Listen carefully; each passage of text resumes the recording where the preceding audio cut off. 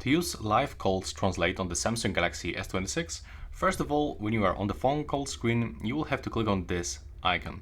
And right now we've got text call or live translate, but of course we are gonna for that second option. Now, as you can see, all of this information will be first played into the second caller to let him know that you are using this kind of the feature.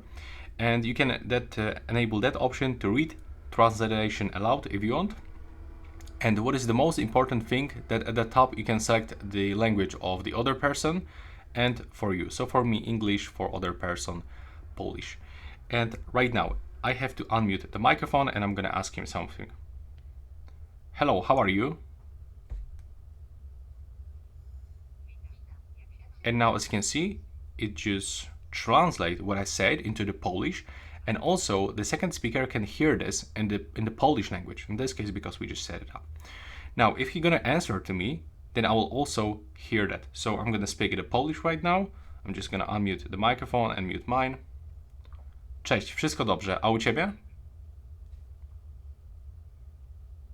As you can see, we can find Polish phrase that I just said to my second phone, and now we can find translation in the English.